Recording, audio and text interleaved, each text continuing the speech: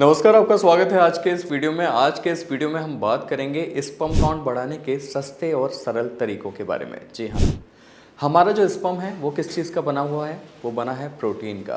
तो अगर sperm count को बढ़ाने की बात आती है, स्पर्म काउंट को बेहतर करने की बात आती है, उसकी मोटिलिटी, उसकी मॉर्फोलॉजी को बेहतर करने की बात आती है, तो क्या ज़रूरत पड़ेगी? हमारी प्रोटीन की। और प्रोटीन के साथ हमें क्या चीज़ों की ज़रूरत पड़ेगी? एक कुछ और सप्लीमेंट्स की। वो सप्लीमेंट्स क्या हैं? वो है zinc, calcium, iron, vitamin D, vitamin C जैसी चीज़ें। अगर ये सारी चीज़ें आपके शरीर में आप इनटेक कर लेंगे तो आपको जो प्रोटीन की कमी है वो दूर होगी, आपका प्रोटीन अच्छी तरह से बनेगा। और प्रोटीन अगर अच्छी तरह से जाएगा आपके शरीर में तो क्या होगा? आपका स्पर्म काउंट बेहतर होगा। ये नेचुरल सी बात है। तो अभी हम बात करेंगे कुछ ऐसे सोर्सेज के बारे में जो आपको ये सारे चीज़ें प्रोवाइड कराते हैं। तो सबसे पहले बात कर लेते हैं जिंक की। जी हाँ, अगर आप नॉन वेजिटेरियन हैं, अगर आप नॉन वेज खाना पसंद करते हैं तो आप जिंक की मात्रा को भरपूर तरीके से ले सकते हैं इन चीज़ों के द्वारा। अगर आप एग खाते हैं, आप फिश लेते हैं, आप चिकन खाते हैं या फिर आप सी फूड खाने के शौकीन हैं तो आप ऑयस्टर भी खा सकते हैं। इसमें भारी मात्रा में जिंक आपको मिल जाता है।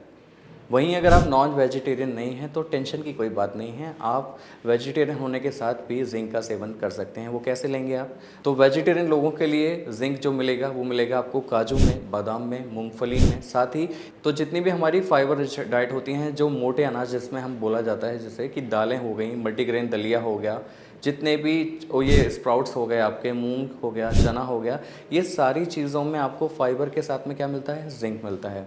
तो वेजिटेरियंस के लिए ये भी जिंक का एक अच्छा सोर्स हो सकता है, तो आप इन चीज़ों को भी इनटेक कर सकते हैं।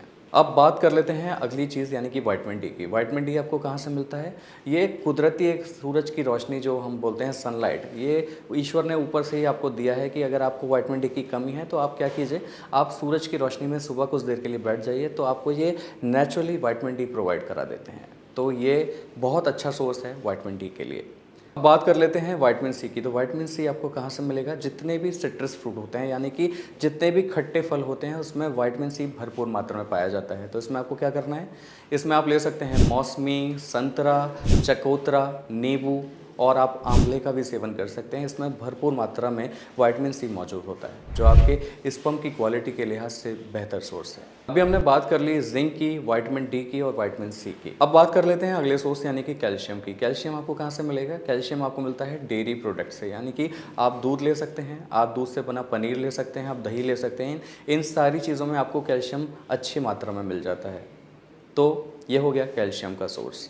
अब बात कर लेते हैं अगले सोर्स यानी कि एंटीऑक्सीडेंट की। एंटीऑक्सीडेंट में क्या होता है? एक तो इसमें एंटी इन्फ्लेमेटरी गुण होता है जो आपके शरीर की स्वेलिंग को, सूजन को कम करता है। साथ ही आपके शरीर में किसी तरह का बैक्टीरियल इन्फेक्शन हो जाए या फिर कोई भी एलर्जी हो जाए तो ये एंटी एलर्जिक के तौर पर भी काम करता है। ये आपको कहाँ पर मिलता है? शकरकंदी में, अखरोट में, सीताफल में, चुकंदर में एंटीऑक्सीडेंट इसमें आपको अच्छी मात्रा में मिल जाता है। तो आप इसका भी सेवन कर सकते हैं अपने स्पर्म काउंट की बेहतरी के लिए, साथ ही आपकी एंटी इन्फ्लेमेटरी सिचुएशंस के लिए। अगली चीज़ हम आपको अब जो बताने वाले हैं वो है अश्वगंधा का सेवन। जी हाँ, अश्वगंधा का नाम आपने सुना होगा। इसमें आपको क्या करना है? इसमें आपको 1 टीस्पून अश्वगंधा गुनगुने पानी के साथ या गुनगुने दूध के साथ रात को सोते वक्त लेना है। इससे क्या होगा?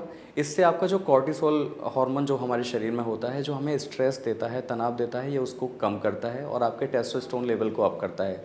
साथ ही आपके स्पर्म की क्वालिटी के लिए, स्पर्म के लिहाज से बेहतर सोर्स है, ये लाजवाब सोर्स है। तो आप अश्वगंधा का सेवन ज़रूर कर सकते हैं। साथ ही एक और चीज़ जो हम आपको बताने वाले हैं वो खाने में बेशक कड़वी हो लेकिन फ़ायदे इसके कमाल के हैं। जी हाँ, हम बात कर रहे हैं मेथी दाने की।